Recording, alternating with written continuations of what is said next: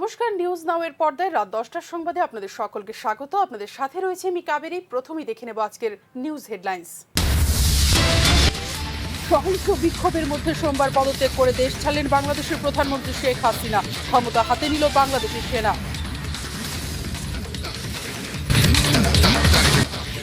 বাংলাদেশের ক্ষমতার নাটকীয় পট পরিবর্তনের পর ত্রিপুরা বাংলাদেশ আন্তর্জাতিক সীমান্তে বাড়ল নজরদারি। অতিরিক্ত বিএসএফ বাহিনী মোতায়েন করার নির্দেশ। উত্তর ত্রিপুরা ও ঊনকোটি জেলায় বিজেপি শাসনের বিরুদ্ধে ভোট দেবে মানুষ, দাবি করলেন বিরোধী দলনেতা জিতেন্দ্র চৌধুরী।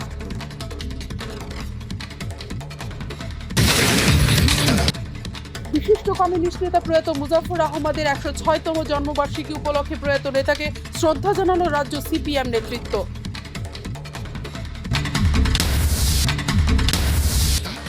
রাজধানীতে স্মার্ট সিটি মিশনের অধীনে ডেটা সেন্টারের উদ্বোধন করেন রাজ্যের মুখ্য সচিব জে কে সিনহা সহ অন্যান্যরা।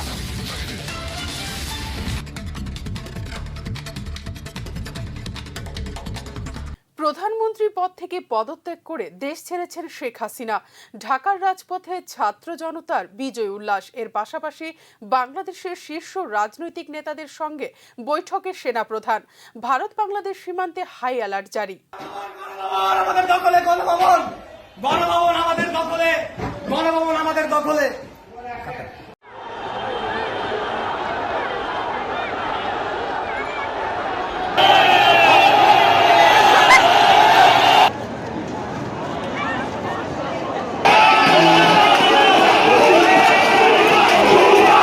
বাংলাদেশে কোটা সংস্কার আন্দোলনকে কেন্দ্র করে উদ্ভূত পরিস্থিতিতে দেশ ছেড়েছেন প্রধানমন্ত্রী শেখ হাসিনা।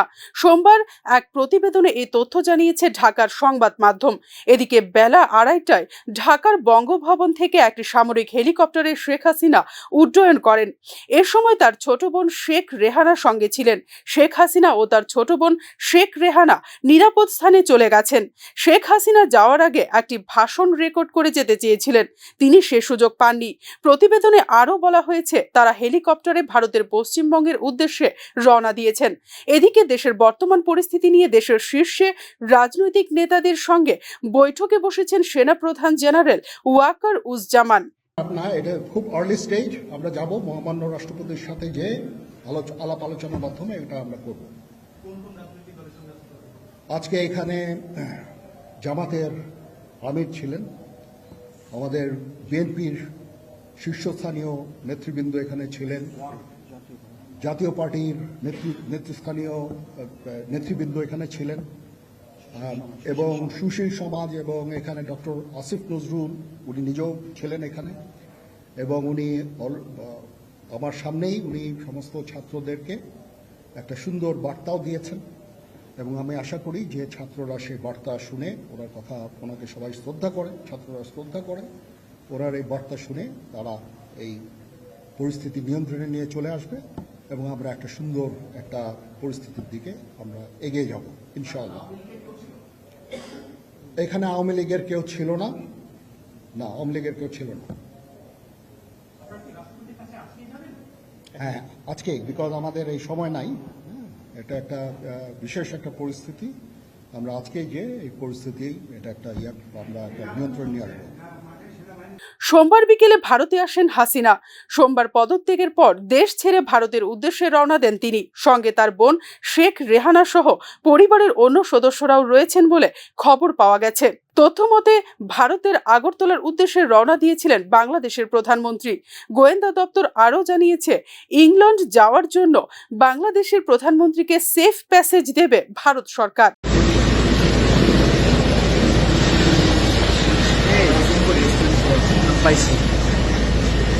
চলমান আন্দোলনকে কেন্দ্র করে যত হত্যাকাণ্ড হয়েছে, প্রতিটি হত্যাকাণ্ডের বিচার হবে বলে জানিয়েছেন সেনাপ্রধান জেনারেল ওয়াকার উজ্জামান।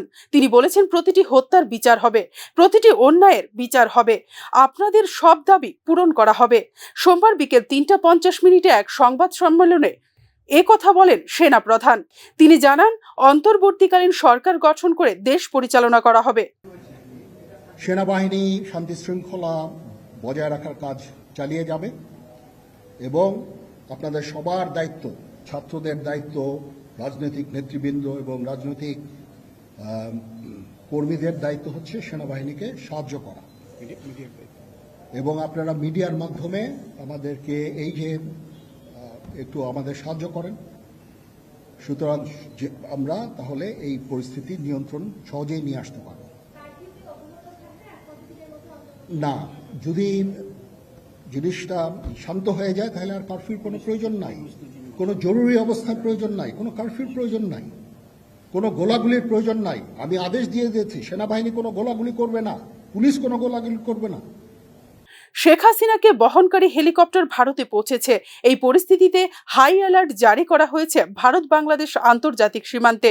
নিরাপত্তা পরিস্থিতি দেখতে কলকাতায় পৌঁছেছেন ভারতীয় সীমান্তরক্ষী বাহিনীর ডিজি।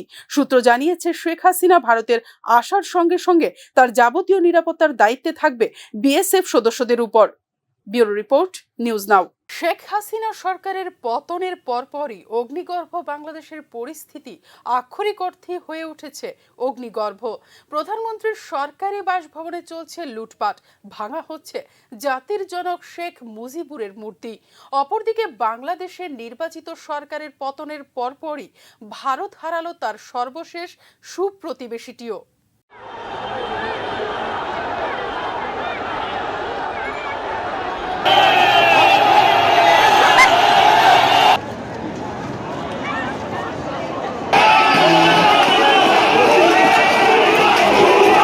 বাংলাদেশে পতন হয়েছে শেখ হাসিনা সরকারের, হয়েছে সেনা অভ্যুত্থান। চাকরিতে কোটা সংরক্ষণের একটি ইস্যুকে সামনে রেখে প্রথমে ছাত্র আন্দোলন এবং পরবর্তী সময় তা রূপ নেয় রাজনৈতিক সহিংস আন্দোলনের। সোমবার সন্ধ্যা 5:43 যখন বাংলাদেশের প্রাক্তন প্রধানমন্ত্রী শেখ হাসিনা ভারতে ঠাঁই নেওয়ার জন্য হিন্ডন বিমানবন্দরে সেনাবাহিনীর বিমানে অবতরণ করেন, তার অনেক আগেই সেনাবাহিনী ঘোষণা করে দেয় আগামী 48 ঘন্টার মধ্যে গঠিত হবে তত্ত্বাবধায়ক সরকার। নিঃসন্দেহে সেখানে থাকবে না শেখ হাসিনার আওয়ামী লীগের কোনো ছিটে ফোঁটা।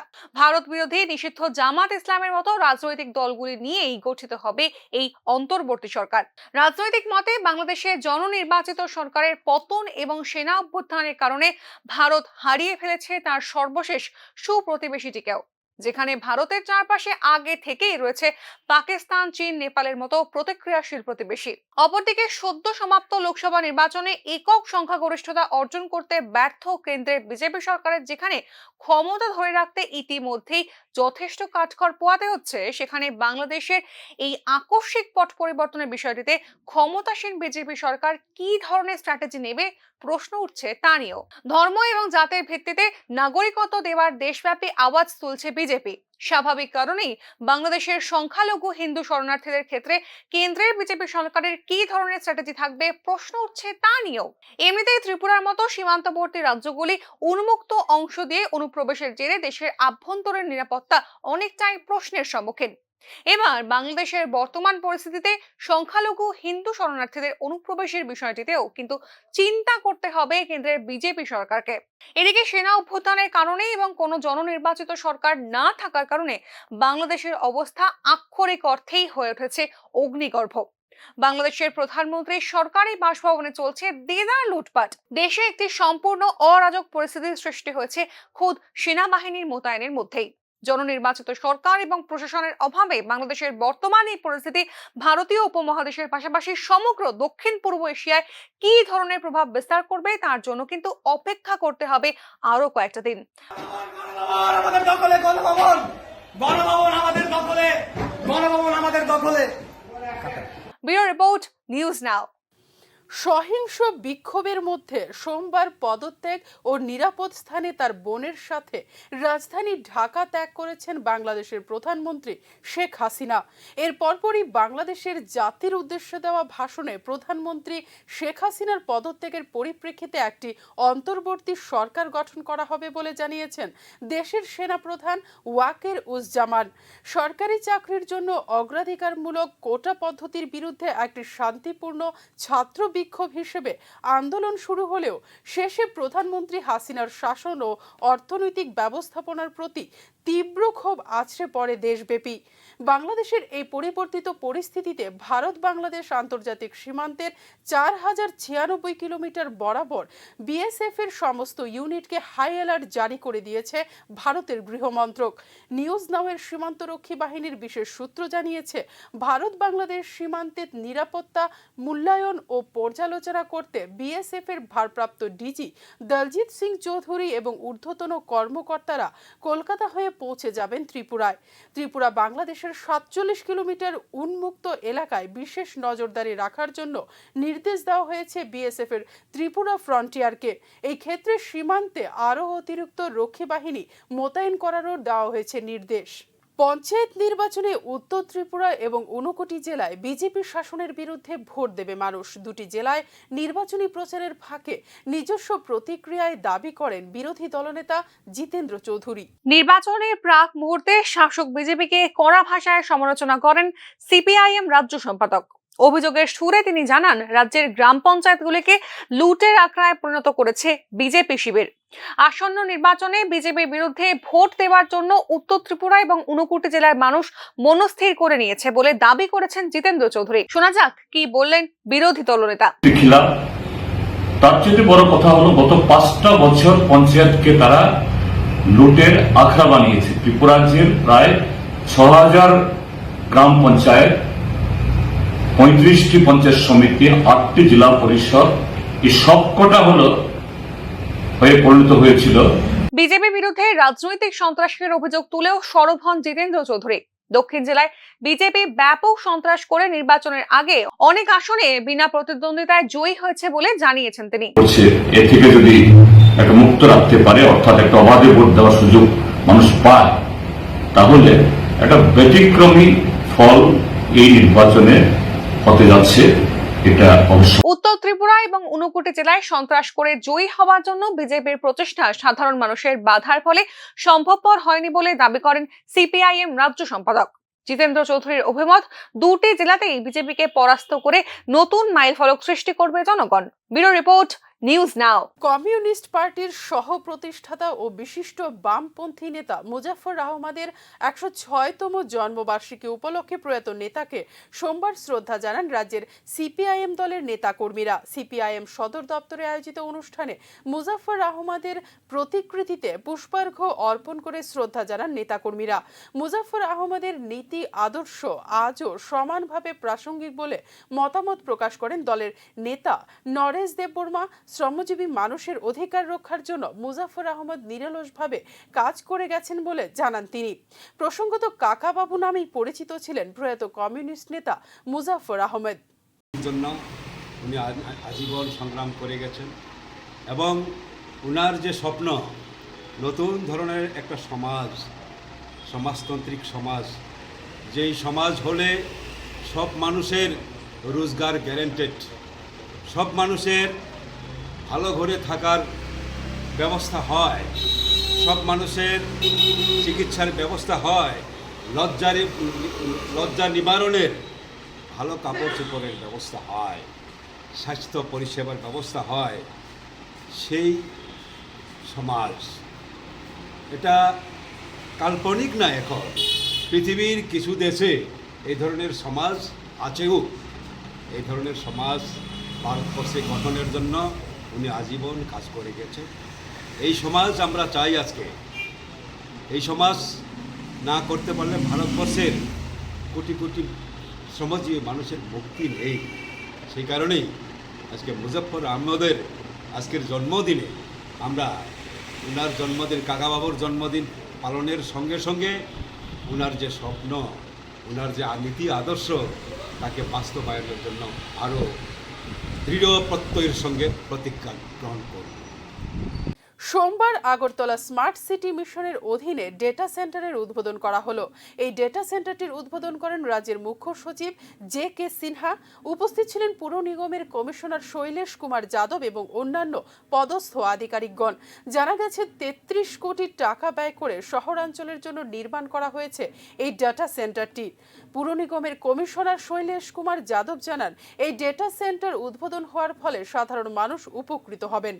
यहाँ पे हमारे माननीय चीफ सेक्रेटरी ने आज डेटा सेंटर इनॉग्रेट किया।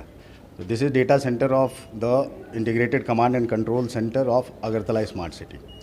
Basically it has got servers which are working 24/7 and equipments worth around 30 crore rupees which are installed inside. And this was earlier hosted in DIT data center, but DIT data center there were issues of some shifting and all, so we decided to have our own data center. All the elements, smart elements which are installed in the whole of city, all the CCTV cameras, all the traffic signals, all the LED display boards, all the weather information display boards which are there, other systems which are there, they are all connected with 156 kilometer optical fiber cable which is owned by Agartala Smart City. All that comes here. This is basically brain of the whole system.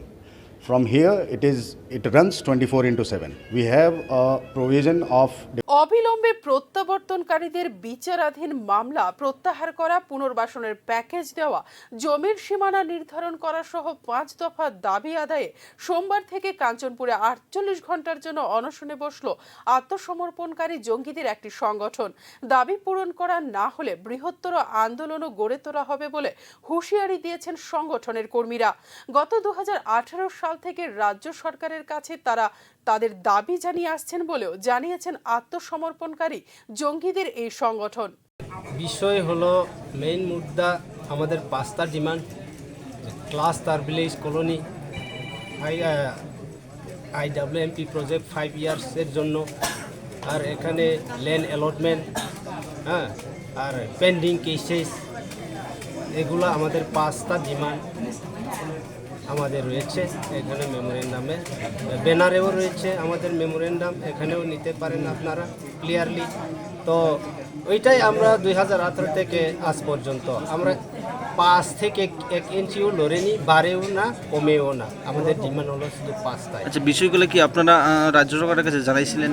হ্যাঁ, 2018 থেকে আমরা জানানো আছে 2024 পর্যন্ত। আচ্ছা, এখন আপনারা কি করতে চান আপনারা? আমরা এখানে আমাদের যত 1235 পরিবারকে আমরা এখানে সেটেল করার জন্য আমরা ল্যান্ড অ্যালটমেন্ট প্রথমে আমরা দরকার। এখানে ছিল ল্যান্ড সেটেল করার জন্য আমাদের কি দরকার, মানবিকের কারণে জল দরকার, কারেন্ট দরকার, রাস্তা দরকার, যা যা প্রয়োজনীয় স্কুল, অঙ্গনওয়াড়ি, যত মানুষের যেটা প্রয়োজন, মানবিক যেটা প্রয়োজন, সেটা গভর্নমেন্ট আমাদেরকে আজ পর্যন্ত 1 ফুটাও জল খাওয়ায়নি, 1 ফুটাও জল দেয়নি। তার কারণে আমরা এখানে অনেক পরিবার, আর এখানে এসে মৃত্যুও হয়েছে আমাদের রিটার্নি। আচ্ছা, আজকে যদি এখানে গণঅবস্থানের পরে কোনো সুরাহা না হয়, আগামী দিনে আপনারা কি করবেন? সেটা আমরা চিন্তা করব, আরও বাড়ানো বা স্টপ রাখা, আমরা সেন্ট্রাল কমিটি আমরা সেটা ডিসাইড করব। আচ্ছা, বিপ্লব দেবের পর রাজ্যসভায় ত্রিপুরার একমাত্র শূন্য আসনে কে হবেন প্রার্থী তা নিয়ে চলছে চুলচেরা বিশ্লেষণ। বিজেপির কেন্দ্রীয় নেতৃত্ব থেকে শুরু করে রাজ্য নেতৃত্বের কাছেও বিষয়টি হয়ে উঠেছে যথেষ্ট গুরুত্বপূর্ণ। বসে নেই নিউজ নাও। বিজেপির রাজ্য ও কেন্দ্রীয় নেতৃত্বের সূত্র ধরেই তৈরি করা এই প্রতিবেদনে তুলে ধরা হচ্ছে প্রার্থী নির্বাচনের সর্বশেষ অবস্থা। রাজ্যসভায় ত্রিপুরার একমাত্র শূন্য আসনে কে হবেন প্রার্থী তা নিয়ে জোর চর্চা চলছে বিজেপির অন্দরমহলে, এবং তার সঙ্গে সঙ্গে চর্চা চলছে রাজনৈতিক মহলেও। গত 2005 সালের 22 সেপ্টেম্বর ভোট হয় রাজ্যসভায় ত্রিপুরার একমাত্র আসনটিতে, যেখানে বিজেপির বিপ্লব কুমার দেব পরাজিত করেছিলেন বামফ্রন্টের প্রার্থী ভানুলাল সাহাকে। এরপর সর্বশেষ লোকসভা নির্বাচনে বিপ্লব কুমার দেবকে রাজ্যসভা থেকে তুলে এনে লোকসভা নির্বাচনের জন্য টিকিট দেয় বিজেপি। স্বাভাবিকভাবেই বর্তমানে ফাঁকা রয়েছে রাজ্যসভার একমাত্র আসনটি। সবকিছু ঠিক থাকলে আগামী মাস দুয়েকের মধ্যেই ঘোষণা হয়ে যাবে রাজ্যসভার নির্বাচনী নির্ঘণ্ট। রাজ্যসভায় ত্রিপুরার একমাত্র আসনে তাই এবার প্রার্থী কে হবেন তা নিয়ে চলছে চুলচেরা বিশ্লেষণ। নিউজ নামের হাতে পাওয়া তথ্য অনুসারে ইতিমধ্যেই বিজেপির কেন্দ্রীয় নেতৃত্বের নির্দেশে রাজ্য নেতৃত্ব শুরু করে দিয়েছে প্রার্থী বাছাইয়ের কাজটি, যেখানে এতে শেষ শিলমোহর দেবেন মোদী শাহ নাড্ডারা। সর্বশেষ পাওয়া তথ্য অনুসারে জিষ্ণুদেব বর্মার তেলেঙ্গানার রাজ্যপাল হওয়ার পর বর্তমানে কেন্দ্রীয় প্রতিমন্ত্রী প্রতিমা ভৌমিক এবং রাজ্য বিজেপির সহসভাপতি সুবল ভৌমিকের নাম রয়েছে মুখ্যমন্ত্রী মানিক সাহার টেবিলে। এই দুটি নামের পাশাপাশি আরো দু একটি নাম নিয়েও চলছে আলোচনা পর্যালোচনা। তবে তাৎপর্যপূর্ণভাবে বিজেপির কেন্দ্রীয় নেতৃত্বের সূত্র অনুযায়ী ত্রিপুরার বাইরের এক রাজনৈতিক নেতার নাম নিয়েও চলছে জোর জল্পনা। পশ্চিমবঙ্গের বিরোধী দলনেতা অধীর রঞ্জন চৌধুরী ইতিমধ্যেই ছেড়ে দিয়েছেন কংগ্রেসের পশ্চিমবঙ্গের রাজ্য সভাপতির পদটি। শুধু তাই নয়, কংগ্রেস হাইকমান্ড বিশেষ করে পার্টির সর্বভারতীয় সভাপতি মল্লিকার্জুন খাড়গের বিরুদ্ধে একরাশ ক্ষোভ প্রকাশ করেছেন অধীর রঞ্জন চৌধুরী। আর এই বিষয়টিকে ক্যাশ করতে চাইছে বিজেপির কেন্দ্রীয় নেতৃত্ব। অধীর রঞ্জন চৌধুরীর সঙ্গে ইতিমধ্যেই এক প্রস্থ আলাপ আলোচনা সেরেছেন বিজেপির কেন্দ্রীয় নেতৃত্ব। অধীর রঞ্জন চৌধুরীকে রাজ্যসভায় জিতিয়ে পশ্চিমবাংলায় তৃণমূল কংগ্রেসের প্রধান বিরোধী মুখ হিসেবে দাঁড় করানোর ছক কষছে বিজেপি। তবে আপাতমস্তক কংগ্রেসিয়ান অধীর রঞ্জন বিজেপির এই ডাকে কতটুকু সাড়া দেবেন তা নিয়েই উঠছে প্রশ্ন। 2018 সালেও অধীর রঞ্জন চৌধুরীকে একই টোপ দিয়েছিল বিজেপি। তবে কি এবার সেই টোপ গিলবেন অধীর, তা নিয়েও কিন্তু চলছে জল্পনা। তবে আর যাই হোক, রাজ্যসভায় ত্রিপুরার একমাত্র আসনটি নিয়ে যে এক প্রস্থ খেলা হবে তার বলার অপেক্ষা রাখে না। ব্যুরো রিপোর্ট, নিউজ নাও। রাজ্য সরকার যখন নেশামুক্ত ত্রিপুরা গঠন করার জন্য ডাক দিয়েছে, তখন তার বিপরীতে বাড়তি কামাইয়ের ধান্দায় নেশা বাণিজ্যে জড়িত হয়ে পড়েছে কিছু বিজেপি নেতা। এমনই এক ঘটনায় রাজনগর এলাকায় এক বিজেপি প্রার্থীর বাড়ি থেকে বিপুল পরিমাণ নেশা সামগ্রী উদ্ধার করল পুলিশ। গোপন সংবাদের ভিত্তিতে অভিযান চালিয়ে রাজনগর কেন্দ্রের দক্ষিণ রাধানগর গ্রাম পঞ্চায়েতের মন্ত্রীটিলা এলাকার বিজেপি নেতা সখিল দাসের বাড়ি থেকে পুলিশ উদ্ধার করে নেশা সামগ্রী। সখিল দাসের বাড়ির ঘরে তল্লাশি চালিয়ে পুলিশ এসকফ সিরাপ 297 বোতল ও 10 কেজি শুকনো গাঁজা উদ্ধার করে। উল্লেখ্য, সখিল দাস রাধানগর গ্রাম পঞ্চায়েতের 5 নম্বর আসনের 2 নম্বর ওয়ার্ডের বিজেপি প্রার্থী। পুলিশি অভিযানের আঁচ পেয়ে পালিয়ে যান গুণধর নেতা সখিল দাস। বিজেপি প্রার্থীর বাড়ি থেকে নেশা সামগ্রী উদ্ধারের ঘটনায় স্থানীয় মহলে সৃষ্টি হয় ব্যাপক চাঞ্চল্য। ঘটনা সম্পর্কে বিস্তারিত জানান পিয়ারবাড়ি থানার পুলিশ কর্তারা। 97 বোতল এসকপ এবং 10 কেজি গাঁজা উদ্ধার করি এবং এগুলো আমরা ঘটনাস্থলে সিজ করি। তো এই ঘটনায় আর কে কে জড়িত আছে আমরা এগুলো দেখছি।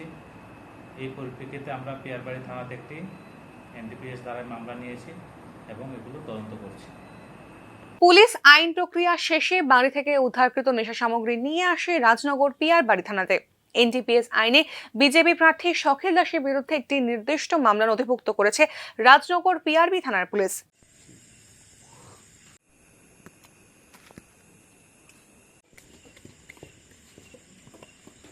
এর আগে ধনপুর এলাকাতেও এক স্থানীয় বিজেপি নেতার বাড়ি থেকে উদ্ধার করা হয় নেশা সামগ্রী। নেশার বিরুদ্ধে প্রতিরোধ গড়ার বদলে এখন কৌটো আর কাপ সিরাপ বিক্রি করে দালান পাট করছেন কিছু বিজেপি নেতা।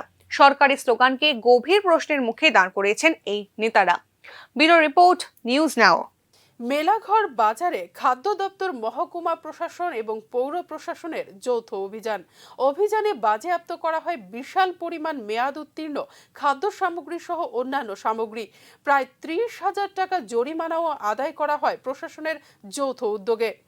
মূলত ভুক্তরা বা গ্রাহকরা যেন মহকুমার প্রতিটি বাজার থেকে সঠিক সামগ্রী সংগ্রহ করতে পারেন এবং সেগুলি যাতে ভেজাল মুক্ত থাকে সেদিকে লক্ষ্য রেখেই মহকুমার বিভিন্ন বাজারগুলিতে ক্রমাগত অভিযান চালাচ্ছে সোনামুড়া মহকুমা প্রশাসনের নেতৃত্বে সংশ্লিষ্ট দপ্তরের কর্মকর্তারা। সোমবার মেলাঘর বাজারে চলে প্রশাসনের নজরদারি, যার নেতৃত্বে ছিলেন অতিরিক্ত মহকুমা শাসক MK চাকমা, ছিলেন মহকুমা খাদ্য দপ্তরের আধিকারিক এবং মেলাঘর পুর পরিষদের কার্যনির্বাহী আধিকারিক প্রমুখ।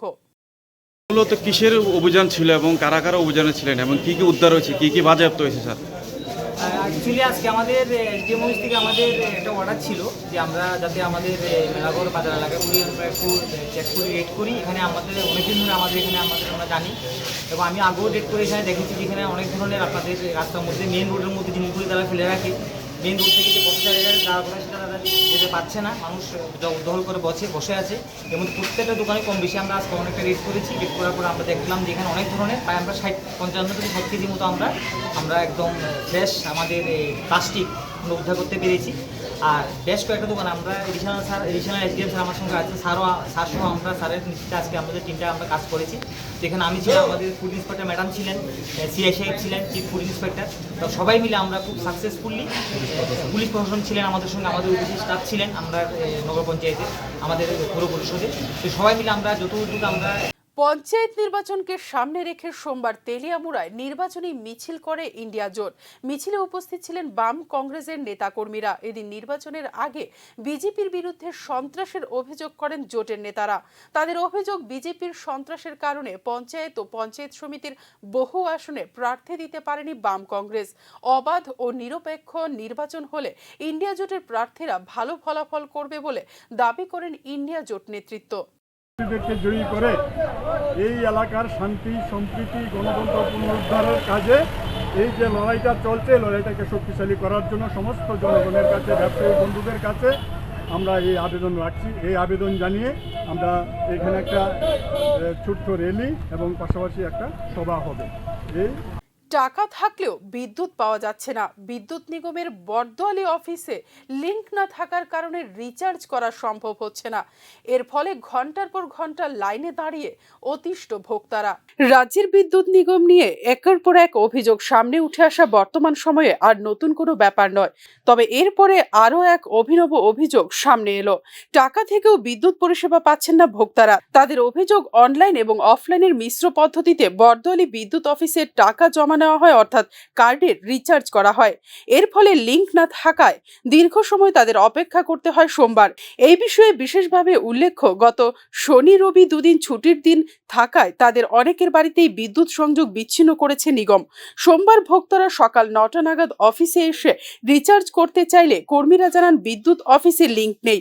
তাদের আশ্বাস মেনে তারা প্রায় 2 ঘন্টা পর্যন্ত লাইনে দাঁড়িয়ে অপেক্ষা করেন।